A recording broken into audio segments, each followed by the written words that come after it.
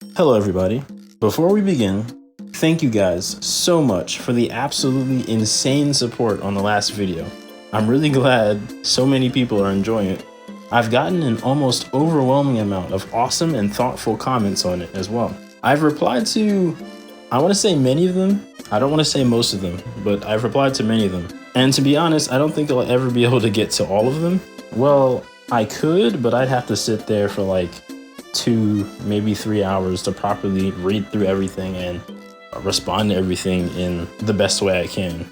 At some point in the future, I might do another night video addressing some of the common points and a few candidates I didn't mention in the last one. So definitely let me know if that's something you guys will be interested in. Also, I've already made a comment and a community post about this, but I'm going to put this in the video too. Please join my Discord server. I made it primarily to discuss Deltarune content with you guys, but you can talk about anything you'd like there. Also, because of how big that last video has gotten, I'm more likely to be able to properly engage with your points regarding whatever it is, whatever theory or whatever idea it is. I'll be better able to address those if you join the server and just like tag me or like start a thread or something than if you just post in the comments. If this video gets even half the amount of attention as the last one got, then there is a pretty big chance I won't be able to properly respond to your comment. Okay, with all that out of the way, let's properly get into the video.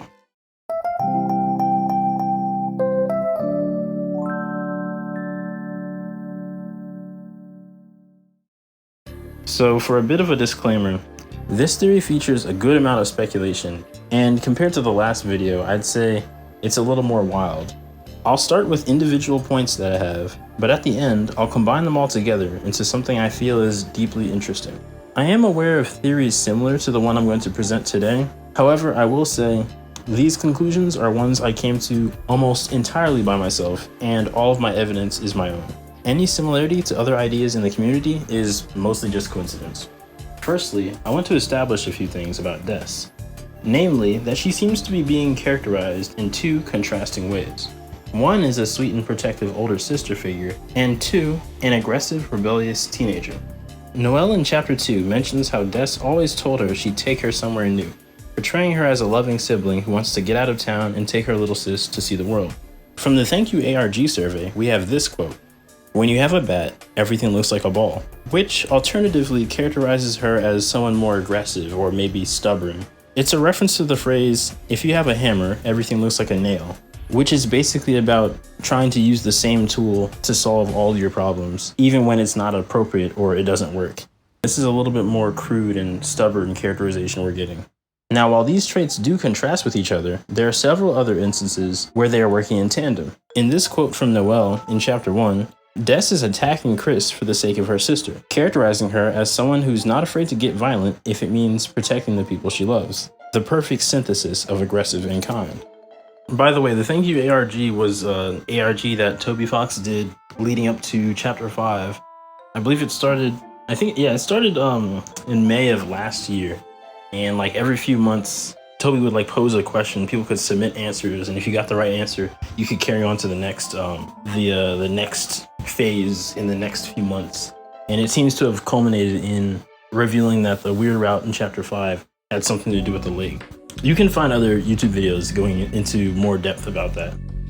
In the holiday 2024 Undertale/Deltarune newsletter, if you scroll all the way to the bottom and click on the little snowman with antlers, it'll take you to this page showing this text. If you're not already familiar with this text, feel free to pause it and read it yourself.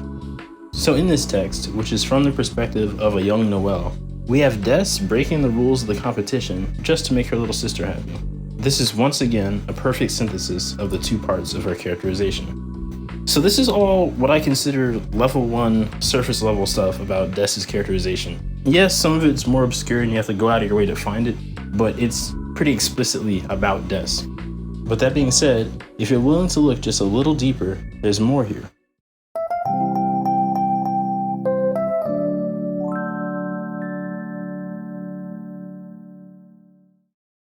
Now, everything I just mentioned, I think we can all agree that that's 100% absolutely Dess characterization. Even if you want to argue that the content I used outside of the game isn't canon, it's still serving a purpose in providing characterization for Dess.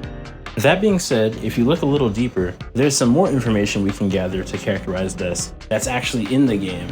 We just have to make a few small assumptions to really get some use out of it. If we assume a few parts of the game not explicitly confirmed to be about Dess, but that seem to be heavily implied to be linked to her, especially things like raise up your bat and the unused voice in the code, are all actually related to her, this characterization continues. But before I get to the songs and the unused text, there is something I want to show you first that I haven't seen anybody else mention before as Dess characterization.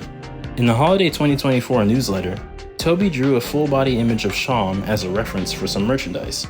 Interestingly, but not really related, this newsletter hints towards the Shadow Crystal lore drop that we just got in Chapter 5, specifically the Twinkles Like Broken Dreams part. However, what I really want to bring your attention to is what Toby has to say about Sham's tail, specifically that they may have had one before, but perhaps it was torn off by, quote, cruel and loving hands, unquote. Considering that Sham is both in Gerson's unused classroom and drawn on Azrael's computer, I can only assume someone in Azrael's class had the cruel, loving hands in question.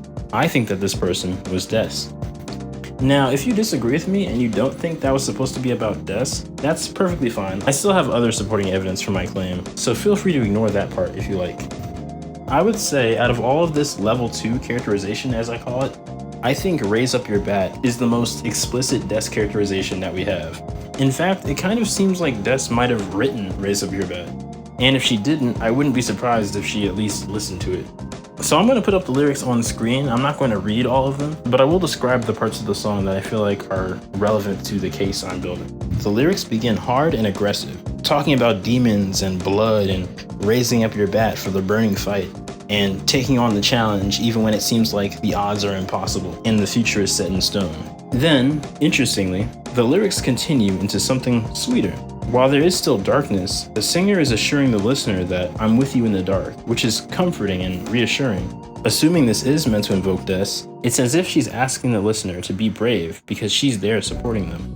Once again, perfect synthesis. Next up is Don't Forget, which is the main theme of the game. So I'm going to again assume that this song is related to Dess, and I have a few reasons for that. The first reason is that this song is sung by a young woman with piano accompaniment. And so far, we've only seen a piano in the hospital, and most notably in the holiday house. 2, Noelle is not indicated in the game to know how to play piano.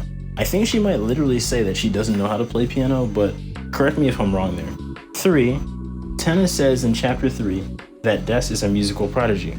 4, this song quotes Raise Up Your Bat. And again, because of these reasons, I'm going to assume that Dess either wrote this song or this song is meant to invoke her in some other way. So this song is much more tender and gentle than Raise Up Your Bat, but it still discusses similar subject matter as Raise Up Your Bat. There's talk of hearts, darkness, and even the exact I'm with you in the dark quote. This song essentially carries the same sentiment as the chorus of Raise Up Your Bat. Even if things get scary, it's okay because I'm with you in your heart. Lastly for this section is the unused text found in the game files. I'm once again going in with the assumption that this is Dess. I am aware of the theory that this is actually Azrael, and I actually think it's a pretty good theory, but for the sake of this video, it's Dess. And I'm able to say that so confidently because the unused text literally quotes Don't Forget. And I don't mean it quotes the song, I mean the person in the text literally says Don't Forget, which we established earlier is probably related to Dess. Now this dialogue depicts somebody Actually, isn't this a monologue? Maybe I'll leave this in the videos. In the script, it says this dialogue, but it's just one person talking, so isn't that a monologue? Okay, this monologue depicts somebody becoming lost in the darkness, realizing nobody can hear them, reminiscing about better times, and then finally concluding that all they can do while they're there is to not forget. This characterization seems to be exclusively tender. There's no aggression or crudeness here at all. Funnily enough, it seems like the last few examples have progressively gotten more tender and affectionate and less aggressive and rebellious. Even the lines, "The promise in our hearts" and "I'm with you in the dark" come across to me as someone taking less of a physical role being supportive and more of an emotional one. It's as if they're saying, whether or not I'm actually there, I will always be with you. Now that's interesting.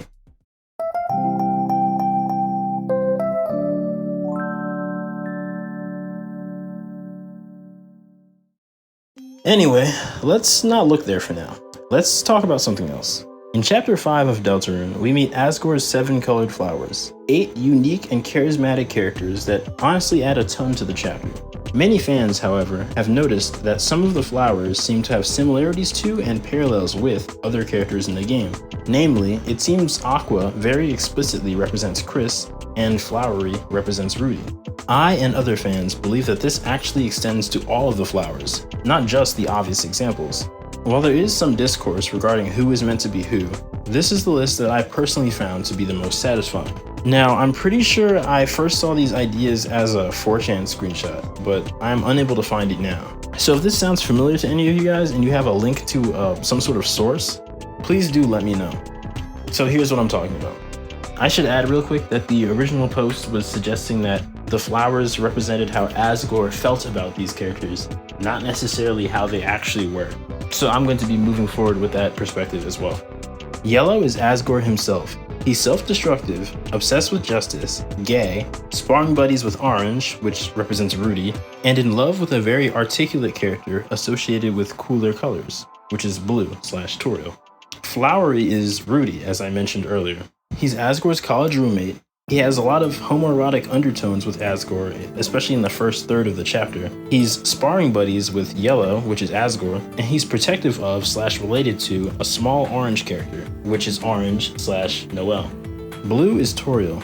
He's almost flawless, very articulate, and in love with a character that features the color yellow heavily in their design, which is Yellow/Asgore. Green is how Asgore feels about Carol. He says that Carol is lovely once you get to know her, and Green is almost exclusively very kind. Green doesn't speak, they only communicate in writing, like how Asgore gets letters from Carol about how the rent is due. Speaking of the rent being due, several characters owe Green money, which you can see in the hangouts with the flowers, and Green is heavily associated with providing food. And as we saw in Chapter 4, Carol lets Asgore eat at her house. I mean, looking at his fridge in the flower shop, what else is he supposed to eat? Next is Aqua, which is Chris. She's a blue kid who can't distinguish play from violence, has a knife, has lots of blue and red in her design, and is close with Seth, which we're about to get to is Azriel.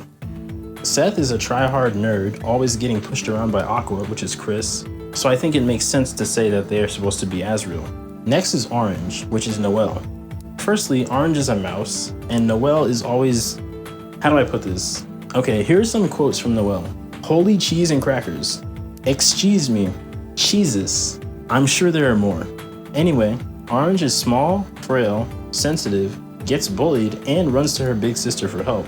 Orange is also kind of a jerk, which may hint at Noelle's past with Chris. I mean, why did Noelle say you can't even say stop like you used to? So that's most of the flowers covered, but what about Pink? Should we even count Pink for this?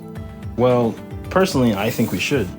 When I first saw the post, I wasn't fully convinced, but after giving it some thought, it started making more and more sense. Pink is supposed to be Dess. Why do I say this? Well, she has 2 contrasting sides, sweet and mean, she protects her little sister, and finally, she's separate from all the other flowers. If we take this to be true, what I find very interesting is how Pink does not only have 2 contrasting sides, but those 2 sides are actually 2 different sentient beings. I think you guys might be able to see now where I'm going with this.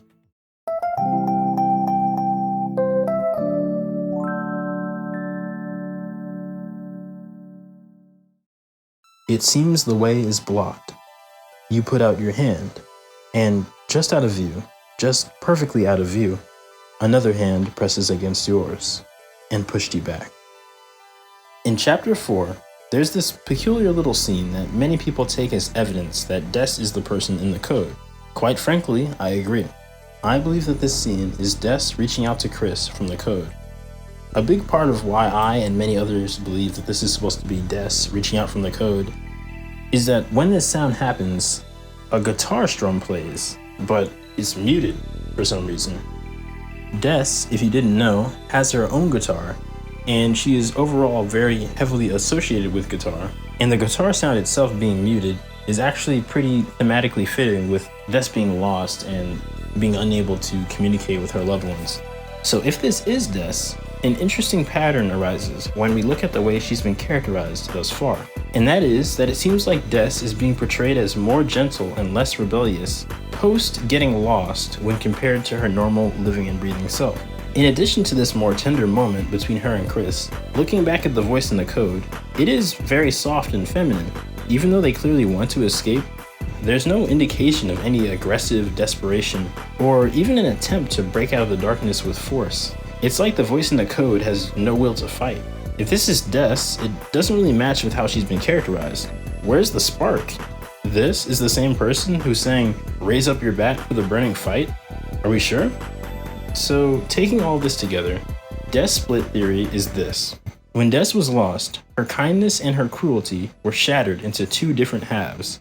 This is represented by Pink being composed of two beings, one kind and one mean. I believe that Dess's kindness, her soul, was her light, and that it has been banished to darkness. And I believe her aggression and rebelliousness, her body, was her darkness, and that it has been horrifically brought to light. Since Chapter 5 came out, it has felt a little redundant to me to consider Pink a Chris parallel when we already had a Chris parallel secret boss, and that was Spamton in Chapter 2. That being said, thinking of her as a Dess parallel is far more interesting. But okay, I should explain what this would actually mean for the story of the game. I ask you kindly to listen to the following. It will seem unrelated at first, but I'll tie everything together at the end.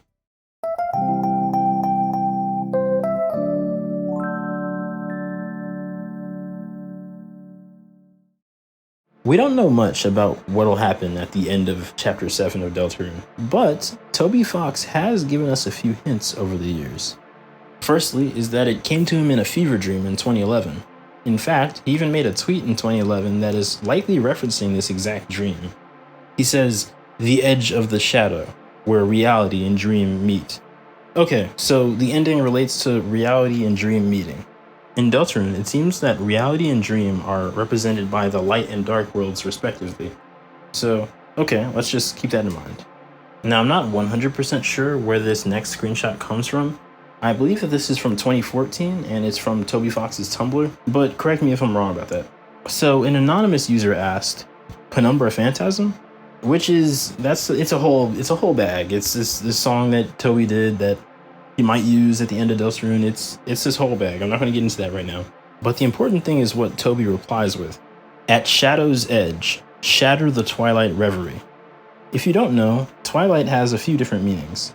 It can mean either obscurity, or the definition that most people associate with it. Twilight is basically the light from the sky right before the sun comes up, or right after it went down. I'm sure you know exactly what I'm talking about. When the sky is blue, but it's still like dark, and you can't see the sun anymore, but you can see what's around you, but things are like kind of like draped in shadow. That's basically twilight. So reverie, or maybe reverie, I'm not sure if I'm pronouncing that right. Either way, it means daydream. Now to address Penumbra Phantasm a little bit, penumbra also has a few meanings. It can mean the shaded region surrounding the central part of a sunspot. It could mean a surrounding region of something that exists in a lesser degree, or it could mean something that covers or obscures something else. These are all according to the Merriam-Webster dictionary, by the way. Phantasm, on the other hand, means a product of fantasy, a figment of the imagination, or a mental representation of a real object. These words all seem to relate to dreams, fantasies, and obscurity somehow. I'm positive this word choice is intentional. All of this seems to clearly relate with the dream Toby had, and therefore the ending of Deltarune. Let's go further. Let's look at the actual game. Only then, shining with hope, three heroes appear at World's Edge. A human, a monster, and a prince from the dark. Only they can seal the fountains and banish the angels' heaven. Only then will balance be restored and the world saved from destruction. In Rousey's summary of the prophecy, he mentions that three heroes appear at World's Edge. Let's take a look at that wording. World's Edge. The apostrophe is after the S. What Rousey is saying is that the heroes will appear at the border between multiple worlds. This still sounds very much like what we know about the ending from the outside material.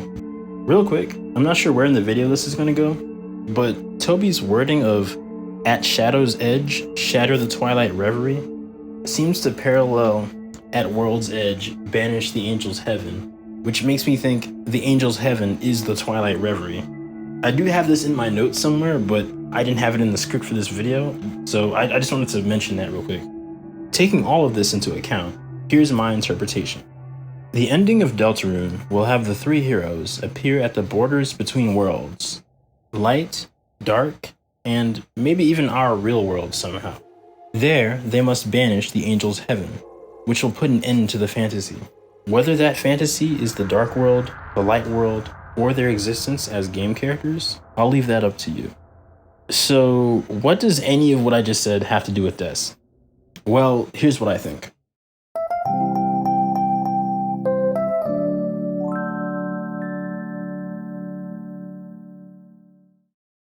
I think we're all wondering just what the hell the conspiracy Chris and Carol are working on even is. It seems so convoluted and so specific, but I think this might be our answer. At Shadow's Edge, where light and dark, reality and dream meet, that is the only place where Dess can fuse with her body. Think about it.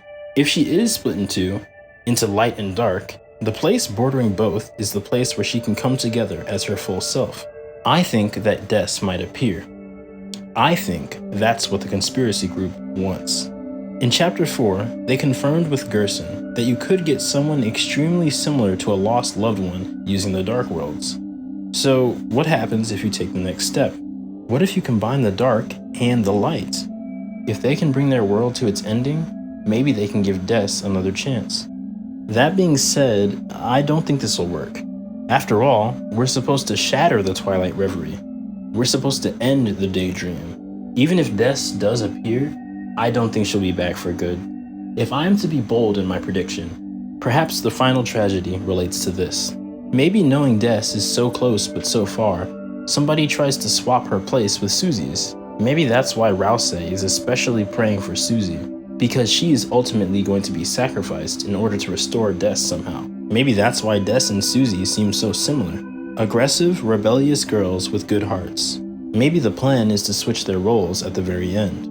Honestly, who knows? But I do think that this is significant. The idea that Dess is split into light and dark, and the suggestions that the game is culminating in the meeting of light and dark. Honestly, to me, that feels like it might just be intentional.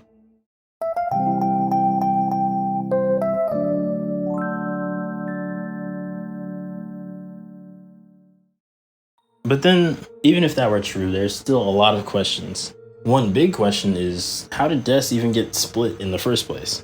Which is a great question. But hold that thought for a moment. Let me ask you a different question. What happens when you defeat a Darkner with violence? Well, that Darkner becomes lost, and you can no longer take them out of their dark world and bring them to Castletown with their personality intact. It's as if defeating them with violence causes them to lose their personality or lose their consciousness or something. So, I wonder what happens when you defeat a Lightner with violence. And I don't mean fighting until the other person gives up, and I don't mean freezing them either. I wonder what happens when you really do some damage. Wait, actually, I don't have to wonder. Don't we know that? When our party loses the battle, the screen goes black, and the soul is cast into an empty void. We can then choose to continue or give up. My belief is that the reason we have this choice in the first place is because of the human soul. Notice how the soul is the only thing we see in the darkness besides the continue text and the voice lines from the characters. If true, this would align pretty well with what we hear from Undertale, that the human soul is powerful enough to persist after death. To take this further, it seems like the soul itself is intrinsically tied to the party. There have been multiple instances now of the soul engaging in battles for the party even without Chris being present, such as Chapter 1's Lancer battle and Chapter 4's Gerson battle. I believe there is also some scrapped Rouse dialogue as well about the soul being the party's hope. But honestly, I don't remember where I saw this, so if you do know what I'm talking about, definitely leave that in the comments, because I genuinely have not been able to find the source for that. And even beyond the soul being able to fight on behalf of the party without Chris being there, Chapter 4 establishes that Chris needs the soul to enter the Dark World. By the way, this is confirmed by the Japanese version of the dialogue. I'll put what I'm talking about up on screen right now. So, if Chris can't be in the Dark World without the soul, I'm led to believe that the reason that they can't be in the dark world without the soul is that if they are in the dark world without the soul, something undesirable might happen. So in that case, let me ask you another question. What exactly happens when you defeat a lightner with violence in the dark world without a human soul to keep them hanging on? To put it another way, what happens if, when battling a monster in the dark world, you hurt them until their HP reaches 0? They'll get a game over, right?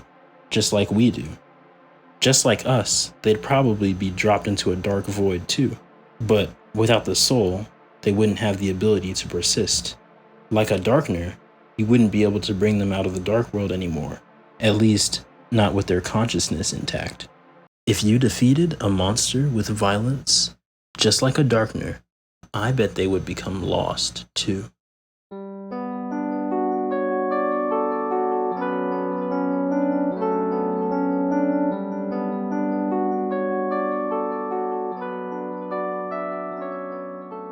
What does Chris feel so guilty about anyway? So that was Desplit, my second Deltarune theory video on the channel. This one was, I will admit, a lot more speculative than the last video was, but I hope you guys were able to find it just as, if not more, entertaining than the last one was. While I have you here, I just want to say thank you again for all the massive support on the last video. As you can probably tell, I love Deltarune a lot. And it feels really awesome to be able to share my ideas about it with so many people and to get so much unique and interesting feedback. Theories and discussions like these are a big part of what makes the between chapter wait so much fun. This video focused on just one of the many theories that I still want to make other videos about in the near future, so definitely stay tuned for those. So if you're not already, make sure you subscribe so you don't miss any of it. Also, please like the video as well, as that'll help the video do better in the algorithm, which will help bring more eyes to my strange ideas. Alright, that's all for now. Thank you guys for watching, and I'll see you guys next time.